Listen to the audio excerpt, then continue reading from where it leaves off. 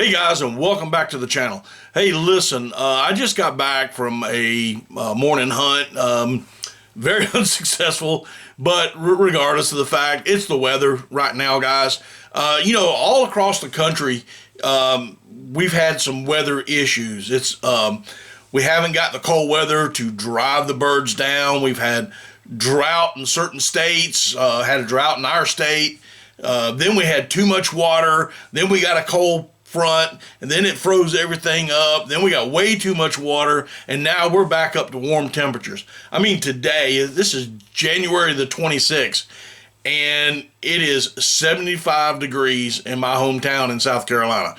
I saw a handful of birds this morning, real foggy. By the time I saw them, they were out and gone. So that was the issue there. But the reason I asked y'all to come in, because I've got some stuff that I think that y'all are going to be interested in.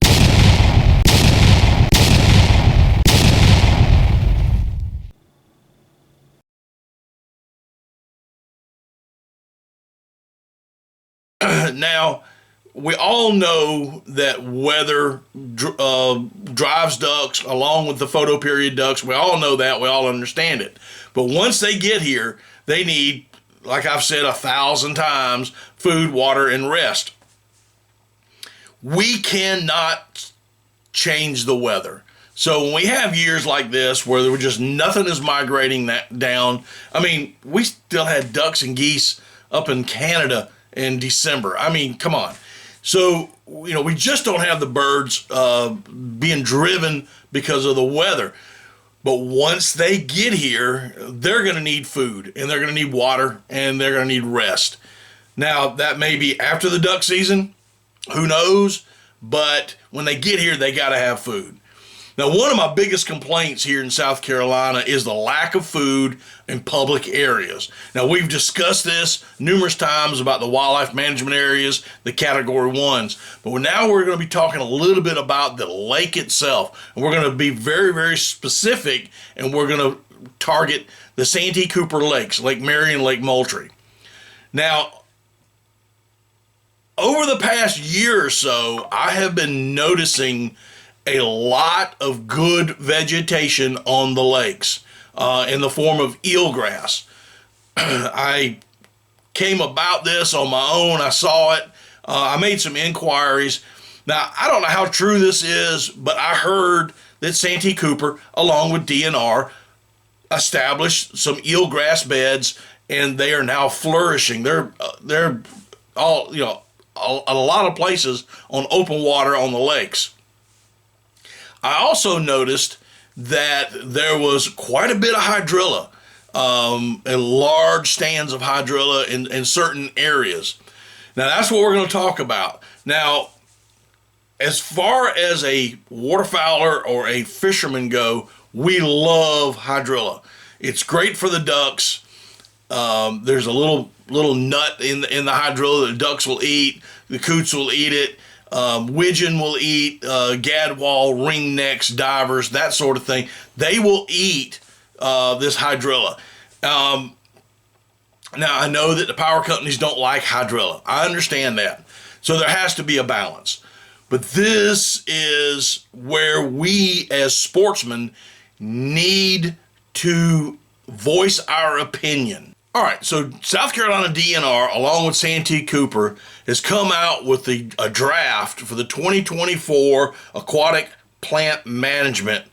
And this plan is available for public review until February 27th. Now, there is an email. I'm going to put that down in the description where you can email and let them know your thoughts. Now, if you're for hydrilla, let them know. If you're against it, let them know. I'm not going to sit there and argue with you about it. I am for it. I think our lakes can sustain a healthy growth of hydrilla to bring the ducks down. And I've been talking to a lot of hunters who hunt open water, and they've been doing really good on the ringnecks this year. And that is all because of the hydrilla. They're hunting these hydrilla beds, and the ringnecks are coming to them. They've had some very, very, very good success. Now, I'm going to read you this because it is kind of lengthy. And I know when I wrote it out, it's kind of lengthy, and I had to write it out. I want to make sure I get all my numbers right. So I don't have this to memory. But according to the plan, in 2023, the Aquatic Vegetation Survey detected a total of 5,232 acres of hydrilla. I believe this is 6,721% increase from the 2022. That's good news. In response to this, Santee Cooper staff recommends a ratio of 1 grass carp per 4 surface acres of water to bring the standing stock population from 34,451 to 40,006 fish. This would require the stocking of 16,580 carp in the spring of 22. Now, as far as I'm concerned, 5,232 acres is only 3.1% of the acreage of the lakes. And this is very astounding to me. I consider this to be a very low acreage, especially compared to the goals of total aquatic vegetation. If the reports of ducks this year are correct, it takes very little hydrilla to affect overall habitat. And you know what, guys? Perception is everything. A very, very smart man told me one time that most people, perception is reality to them. And because of that, as a sportsman, as an outdoorsman, as a duck hunter, as a fisherman on these lakes, I think we're up against some non-hunters who could care less about waterfowl hunting and the community. They actually want no hydrilla, period. They don't want any hydrilla.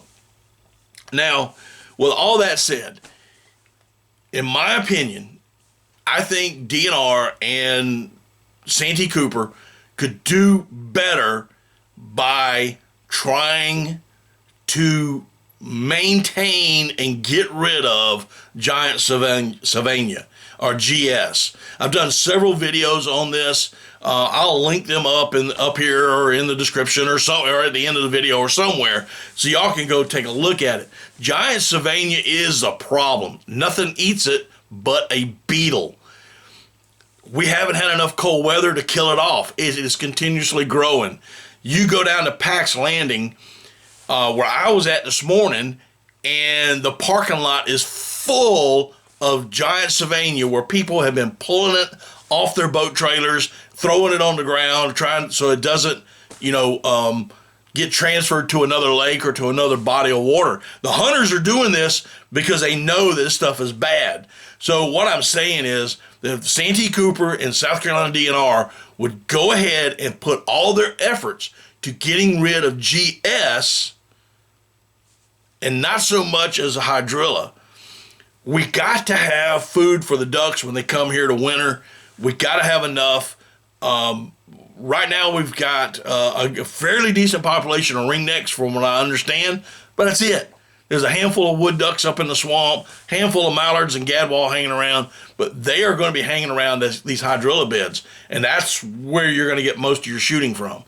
So, guys, I'm going to link I'm going to link an email down below, and I'm also going to probably paste it across here in my face somewhere. But I highly recommend you read the plan and email them, and it has to be done before February 27th. They will only take a handwritten letter or an email.